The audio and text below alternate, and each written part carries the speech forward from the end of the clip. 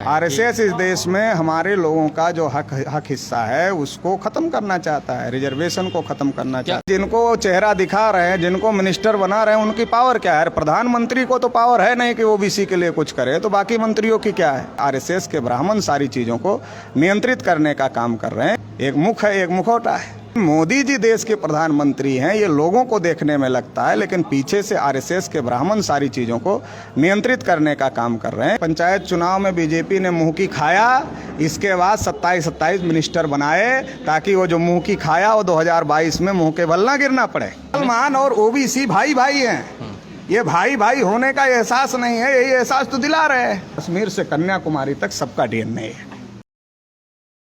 नमस्कार, मैं Wasim Akhtar, the leader Hindi में आपका स्वागत है। मैं हाजिर हूँ एक अहम मुद्दे पर बात करने के लिए। ये मुद्दा पिछड़े वर्ग की राजनीति से जुड़ा है। दिग्गज नेता लालू प्रसाद यादव ने जेल से बाहर आने के बाद एक पासा फेंका है। उनके इस पासे से सत्ता पक्ष का खेमा फिक्रमंद दिखाई दे रहा है। उन्होंने ऐलान किया है कि अगर जातिगत जनगणना नहीं की जाती है तब इसका बहिष्कार कर दिया जाएगा। ये मामला इसलिए महत्वपूर्ण है क्योंकि चुनाव सामने हैं। पहले प्रदेशों का चुनाव होना है, उसके बाद लोकसभा का चुनाव है। इसी को देखते हुए लालू प्रसाद यादव ने ये पासा फेंका है। जाहिर सी बात है कि ओबीसी की राजनीति जब शिद्दत पर आएगी तो इसका नुकसान उन्हीं पार्टियों को होगा जिन पर यह इल्ज़ाम लगता रहा है कि वो ओबीसी की उपेक्षा कर रही हैं। बात अगर हम पिछली राजनीति करें तो जिस तरह मंडल को लेकर राजनीति हुई थी, उसी का ये तीसरा अवतार माना जा रहा है। हमने इस मुद्दे पर परिवर्तन यात्रा लेकर बरेली आए चौधरी विकास पटेल से बात की। वो राष्ट्रीय पिछड़ा वर्ग संगठन के अध्यक्ष हैं। हमारे सहयोगी आशीष आनंद ने उनसे तमाम सवाल किए। उन सवालों पर वो बहुत मुखर थे। तीखे अंदाज में उन्होंने भाजपा को कटघरे में खड़ा किया। प्रधानमंत्री को लेकर भी उन्होंने काफ़ी टिप्पणियां की हैं। आइए आपको सुनवाते हैं कि उन्होंने हमारे सवालों के जवाब में क्या क्या कहा है। आप देख रहे हैं इस वक्त द लीडर हिंदी। इस वक्त उत्तर प्रदेश के बरेली शहर में हैं और यहाँ पर एक कार्यक्रम चल रहा है। यहाँ दरअसल पिछड़ा वर्ग की एक जो परिवर्तन यात्रा चल रही है उत्तर प्रदेश में, जो कि 2 फरवरी से चल रही है। इसके राष्ट्रीय अध्यक्ष जो हैं चौधरी विकास पटेल जी यहाँ पर इस वक्त आए हुए हैं। और इस परिवर्तन यात्रा का जो मुख्य जो नारा है वो ये कि जितनी जिसकी संख्या भारी उतनी उसकी हिस्सेदारी। विकास जी, आपका स्वागत है। हम आपसे परिवर्तन यात्रा का जो मकसद है उसके बारे में थोड़ा अपने दर्शकों को समझाना बताना चाहेंगे। 2 फरवरी से उत्तर प्रदेश व्यापी परिवर्तन यात्रा ये राष्ट्रीय पिछड़ा वर्ग मोर्चा के माध्यम से शुरू की गई है। इसके पीछे का मकसद ये है कि पिछड़े वर्ग के जो हक अधिकार हैं उन हक अधिकारों के ऊपर लंबे समय से डाका डाला जा रहा है।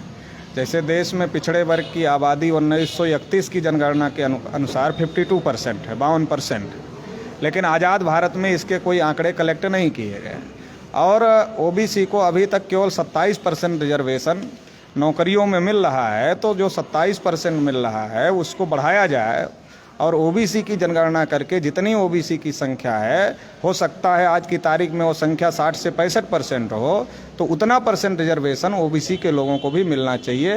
ये बहुत बड़ा मुद्दा है। दूसरा मुद्दा है कि देश में जो हाई कोर्ट और सुप्रीम कोर्ट हैं उसमें ब्राह्मण और तत्सम ऊंची जाति के लोगों का ही ज़्यादातर नियंत्रण है, चूँकि कॉलेजियम सिस्टम की वजह से वही लोग ज़्यादातर जज बन रहे हैं। इसलिए हाई कोर्ट और सुप्रीम कोर्ट में भी रिजर्वेशन लागू किया जाए। उच्च न्यायपालिका में भी प्रतिनिधित्व SC ST OBC के लोगों का सुनिश्चित किया जाए। ऐसे और भी तमाम मुद्दे हैं। उन मुद्दों को लेकर के हम लोग ये यात्रा चला रहे हैं पूरे उत्तर प्रदेश में। सबसे बड़ा मुद्दा ये है कि हमारी जितनी संख्या है उस संख्या के अनुपात में सभी क्षेत्रों में हमारी हिस्सेदारी सुनिश्चित होनी चाहिए। इसको लेकर के हम लोग ये यात्रा पूरे उत्तर प्रदेश में अभी चला रहे हैं। विकास जी, जब कुछ टूट रहा होता है, जब टूटने वाला होता है तो उस वक्त उसको बचाने वाले कम होते हैं, बल्कि उसमें हिस्सा मांगने वाले लोग ज़्यादा होते हैं उस वक्त, या हिस्सा लेने के लिए आ जाते हैं बहुत सारे लोग। मोदी जी ने कसम खाया हुआ है, उन्होंने कहा देश नहीं बिकने दूंगा। तो हमारे लोग खुश हो गए कि ये प्रधानमंत्री जी देश बिकने से रोकना चाहते हैं। मगर मोदी जी ने मन ही मन कसम खाया हुआ है कि देश के अंदर देश है, ऐसा कुछ बचने नहीं दूंगा। इसलिए जितने भी सरकारी संस्थान हैं वो सारे संस्थानों का निजीकरण कर रहे हैं। तो जब निजीकरण हो जाएगा तो रिजर्वेशन अपने आप जीरो हो जाएगा, क्योंकि रिजर्वेशन जो है वो तो सरकारी सेक्टर में है, पब्लिक अंडरटेकिंग सेक्टर में है, प्राइवेट में तो निजी में तो रिजर्वेशन है नहीं।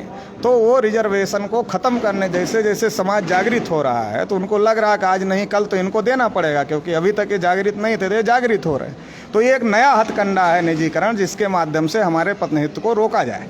और केवल रोकने का मामला नहीं है, अभी योगी और मोदी ने मिलकर लॉकडाउन में ये नियम बनाया कि 8 घंटे के बजाय अब 12 घंटे नौकरी करना पड़ेगा। तो सारी चीज़ें अडानी अंबानी के नियंत्रण में होगी, तो नौकरियां भी अडानी अंबानी के नियंत्रण में होंगी। और वो अडानी अंबानी के लिए 8 घंटे के बजाय 12 घंटे काम करना पड़ेगा। 8 घंटे की नौकरी नौकरी है, 12 घंटे की नौकरी गुलामी है। इसका मतलब है कि हमारी आने वाली जनरेशन को अडानी और अंबानी का गुलाम बनाने की तैयारी चल रही है। तो अभी पंचायत चुनाव हुआ है, यहाँ पर 350 ब्लॉक प्रमुख ओबीसी के चुने गए हैं, 30 जिला पंचायत अध्यक्ष जो हैं वो ओबीसी से चुने गए हैं। तो अगर देखा जाए 350 सीट्स का मतलब हो गया ब्लॉक प्रमुखी का लगभग 50% के आसपास ही, क्योंकि 826 के आसपास शायद सीटें हैं।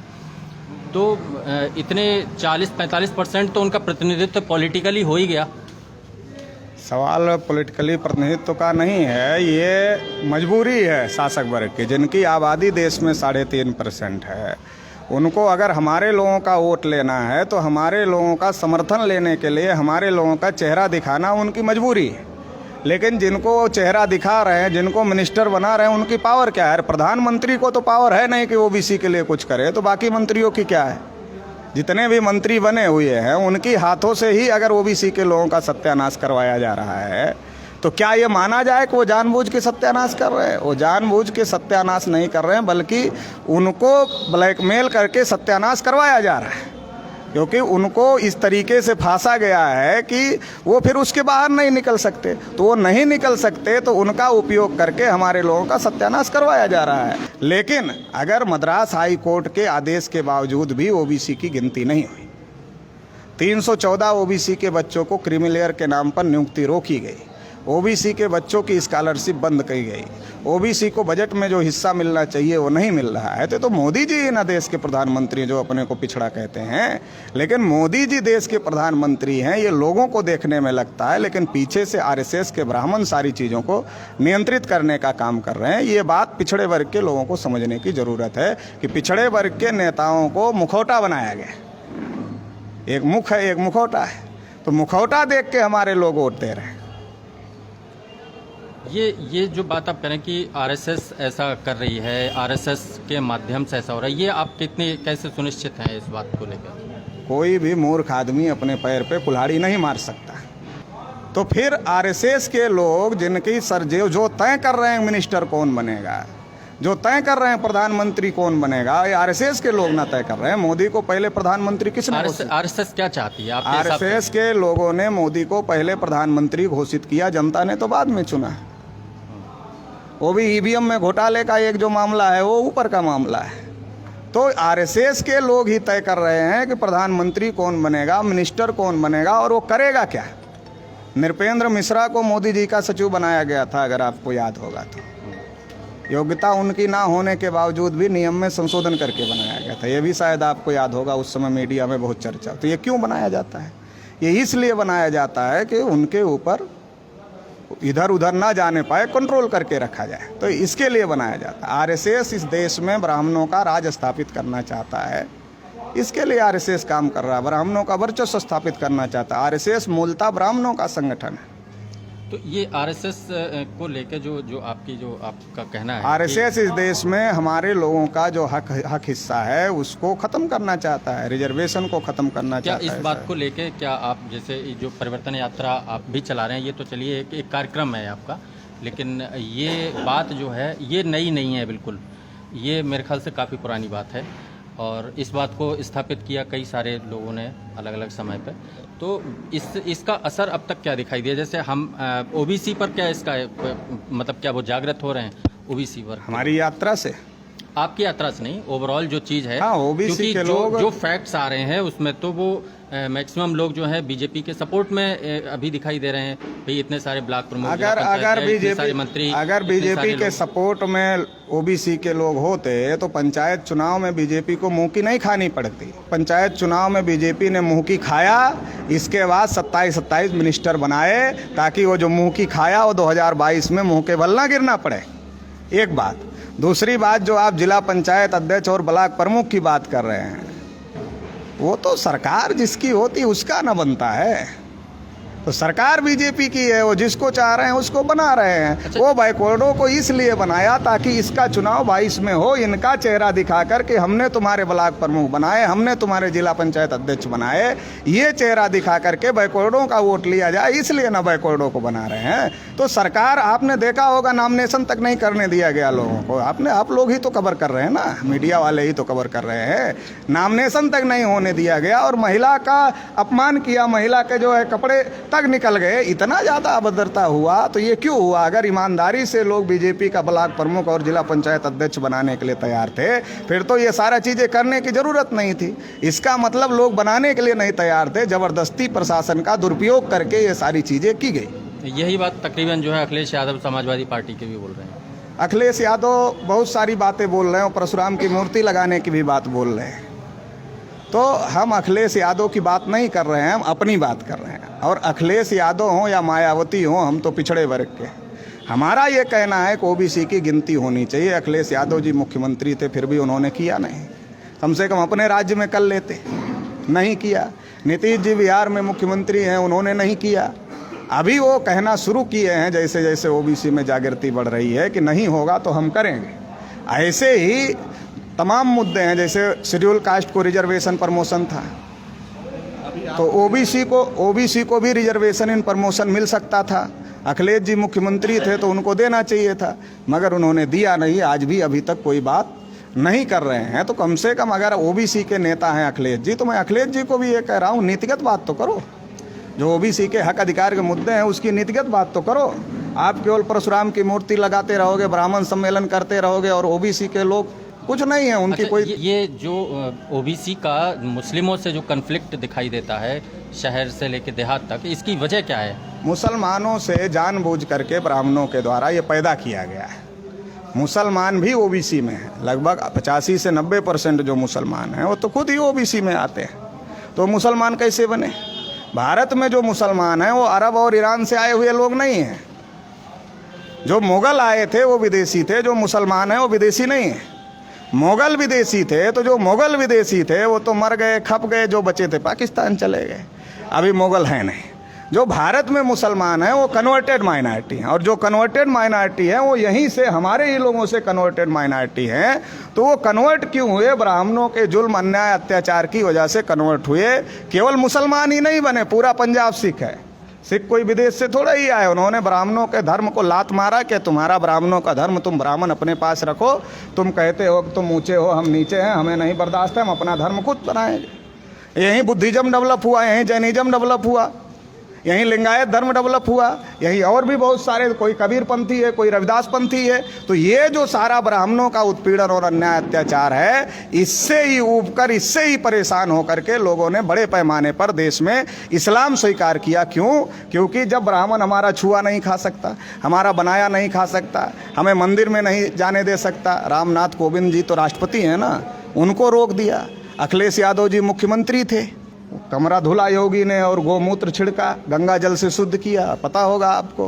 तो जब आज की तारीख में ये स्थिति है, तो आज से 200, 400, 500 साल पहले क्या स्थिति रही होगी? तो जहाँ जिसको रास्ता, मान लो एक कमरे में आपको बंद कर दिया जाए तो गर्मी लगेगी ना, जान उबेगी ना कि भागना है, किसी तरीके से रास्ता निकालें। तो रोशनदान मिलेगा तो रोशनदान से आदमी निकल जाए।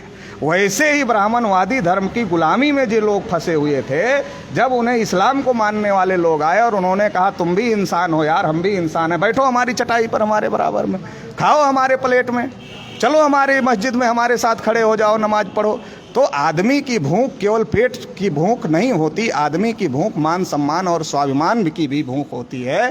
केवल पेट भरने से आदमी संतुष्ट नहीं होता है, मान सम्मान स्वाभिमान भी आदमी को चाहिए। तो वो मान स्वाभिमान और सम्मान जिसको जहाँ मिला, जिसको लिंगायत में मिला वो लिंगायत में चला गया, जिसको सिखिज्म में मिला वो सिखिज्म में चला गया, जिसको जैनिज्म में मिला वो जैनिज्म में चला गया, जिसको बुद्धिज्म में मिला वो बुद्धिज्म में चला गया। जिसको जहाँ मान सम्मान स्वाभिमान मिला, जिसको कबीर पंथ में मिला कबीर पंथ में गया, जिसको रविदास पंथ में मिला रविदास पंथ में, जिसको जहां मान सम्मान स्वाभिमान मिला वो उधर चला गया। ये तो मान सम्मान स्वाभिमान की वजह से लोग गए। भारत में मुसलमान विदेशी नहीं है, मगर ये इतिहास छुपा कर रखा गया है और ओबीसी के लोगों को ये समझाया जाता है कि देश में मुसलमान विदेशी हैं। जब हम लोगों ने इसका प्रचार किया कि मुसलमान यहीं के मूल निवासी हैं और डीएनए के आधार पर ब्राह्मण विदेशी हैं, तो आरएसएस के मोहन भागवत को बात समझ में आ गई कि मामला उल्टा पड़ रहा है। तो मोहन भागवत ने क्या कहा, सबका डीएनए एक है। अभी तक तो कहते थे मुसलमान विदेशी है, फिर कैसे कह रहे हैं नहीं अब सबका डीएनए एक है। तो सबका डीएनए एक है अपने आप नहीं कह रहे हैं, ये जो हम लोग कह रहे हैं कि ब्राह्मण विदेशी हैं, तो ब्राह्मण को डर लग रहा है कि अभी तक तो हम मुसलमानों को विदेशी कह रहे थे, अब हम ही एक्सपोज हो रहे हैं हम विदेशी, और वैज्ञानिक प्रूफ के आधार पर डीएनए टेस्ट के आधार पर तो अब खुद को छुपना है। तो अब कह रहे हैं कि नहीं कश्मीर से कन्याकुमारी तक सबका डीएनए है। ये चलिए, एक तो एक इतिहास का आपने जो चैप्टर बताया कि भाई यहाँ पर भेदभाव डिस्क्रिमिनेशन जो कुछ भी था उसकी वजह से बहुत सारे मुसलमान और ओबीसी भाई भाई हैं। ये भाई भाई होने का एहसास नहीं है, यही एहसास तो दिला रहे हैं। तो अभी आपने जैसे कहा कि पंचायत चुनाव में अभी इन्होंने मुंह की खाई भारतीय जनता पार्टी ने, या कहें कि आरएसएस की विचारकों ने, तो अब क्या माना जाए कि ये अब इस मामले में जो ये सांप्रदायिकता के मुद्दे पर कमज़ोर हो चुके हैं ये लोग? बिल्कुल कमज़ोर हो चुके हैं। ये जो 28 मंत्री बनाने का डंका पीटा जा रहा है, ओबीसी को आरक्षण देने का डंका पीटा जा रहा है, अगर ये कमज़ोर नहीं हुए होते तो ये करने की ज़रूरत क्या थी? ये तो हमारे लोगों का चेहरा तो इसीलिए सामने लाया ना, पहले तो लाने की ज़रूरत नहीं पड़ती थी। ये ज़्यादा हमारे लोगों का चेहरा इसलिए ला रहे हैं, ये कमज़ोर हो चुके हैं वैचारिक रूप से। इनको पता है कि इनकी जो पोल थी वो अब लोगों के सामने खुल गई है, ओपन हो गई है। ये जो इनका षड्यंत्र था ये उजागर हो गया है, लोग जान रहे हैं। इसलिए नई टेक्निक के तहत कि हमारे लोगों का चेहरा दिखाकर वोट बटोरो, ये नई टेक्निक है, मगर इसको भी लोग समझ रहे हैं। अभी जंतर मंतर पे जिस तरह से नारे लगा के एक उन्मादी बात हुई, आपको घटना की जानकारी होगी, तो ये भीड़, ये मॉब कहाँ से इनके पास आ रहा है? कौन लोग? देश की आबादी बहुत ज़्यादा है, तो 100% लोग जागृत हो गए, समझदार हो गए, इसका दावा तो कोई नहीं कर सकता। तो हम भी इसका दावा नहीं कर सकते कि 100% लोग जागृत हो गए। तो जो बहुत सारे लोग जागृत नहीं हैं तो उनका लोग उपयोग कर लेते हैं। आपको लगता है उत्तर प्रदेश चुनाव में ये सांप्रदायिक राजनीति या हिंदुत्व का मुद्दा चलेगा? लेकिन बड़े पैमाने पर लोग जागृत हुए हैं और इसलिए बड़े पैमाने पर उनको अभी दिक्कत हो रही है, ये हमारा कहना है। मतलब हिंदुत्व के मुद्दे पर जो राजनीति है वो कमजोर हो चुकी है उनकी, ऐसा कहना है? निश्चित रूप से जैसे जैसे जागृति बढ़ेगी ये आने वाले समय में और ज्यादा कमजोर हो। नहीं, अभी की बात कर रहे हैं। बिल्कुल कमजोर हो रही, मतलब आने वाले चुनाव में भी कमजोर ही साबित होगी। आने वाले चुनाव में भी कमजोर साबित होगी और आने वाले चुनाव जो, और ये लगातार कमजोर होती जाएगी। आरएसएस 100 साल पूरे करने जा रही है, 1925 में बनी थी और अब जो है 100 साल पूरे हो जाएंगे 2025 में।